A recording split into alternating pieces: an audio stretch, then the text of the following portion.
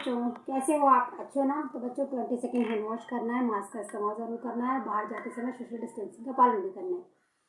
बच्चों हमने शुरू किए थे साउंड, हमने साउंड सीखने शुरू किए थे ना। तो आज हम करेंगे साउंड ओ। कौन सा साउंड करेंगे? साउंड ओ। ओ क्या साउंड करता है? ओ यानी किसी भी लेटर के साथ हम जब हम इसको यूज़ करते हैं तो किस तरीके से साउंड करता है, हम कैसे बोलते हैं उसको, वो आज हम पढ़ेंगे। तो फर्स्ट देखो यहाँ पर पिक्चर देखो किसका है? BOX box. BOX बॉक्स माने डब्बा, है ना। इसके बाद है POT पॉट। पॉट मीन्स पता है ना आपको, बर्तन। इसी तरीके से CORN कॉर्न, मकई, जिसे आप भुट्टा भी बोलते हो, है ना। नेक्स्ट है FOX फॉक्स। फॉक्स मीन्स आप जानते हो ना फॉक्स किसको बोलते हैं? लोमड़ी को।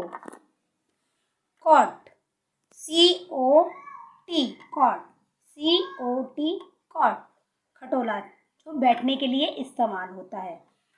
इसी तरीके से LOG लॉग, लकड़ी के मोटे तने को लॉग बोला जाता है।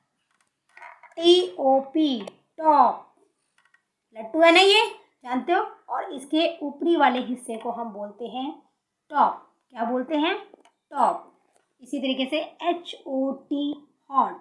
हॉट मीन्स होता है गरम, चाय गरम होती है ना, या पानी भी गरम हो सकता है। इसी तरीके से ROD रॉड। रॉड मीन्स क्या होता है? छड़ी, है ना, छड़ी, लोहे का सरिया, इसे भी हम रॉड बोल सकते हैं। TOY टॉय, खिलौने। ये तो आपको बहुत पसंद है और आप इसको अच्छे से जानते भी हैं, खेलते भी ना डॉल से आप। टॉय हमारे खेलने टॉय है ये। इसके बाद है DOG डॉग। किसका पिक्चर है ये? डॉग, आपका सबसे प्यारा, है ना, देखा है ना आपने। आप इसके साथ खेलना भी पसंद करते हो और ये लोग पालते भी हैं घरों में, डॉग। FOG fog. किस तरीके से पढ़ेंगे इसको? फॉग। फॉग मीन्स आप जानते हो सर्दियों में जो धुंध कोहरा होता है, जिसे हम कोहरा भी बोलते हैं, उसको बोलते हैं फॉग। तो धुंध, फॉग। लास्ट है हमारा BOY boy. Boy, BOY boy. Boy means तो आपको दिख रहा है, पिक्चर में भी दिख रहा है कि किसकी पिक्चर है ये?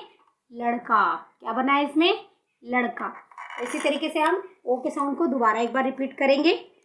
BOX box, POT pot, CORN corn, FOX fox, COT cot, LOG log, TOP top, HOT hot, ROD rod, TOY toy, DOG dog, FOG fog, BOY boy. इसी तरीके से आप नए वर्ड भी बना सकते हैं, जैसे हाउ, HOW हाउ। बोलने में किस तरीके से आता है? Now, NOW now. तो इस तरीके से ओ के साउंड को हमने अच्छे से समझा और पढ़ा भी। तो अच्छे से आपको समझ में आया ना? Thank you.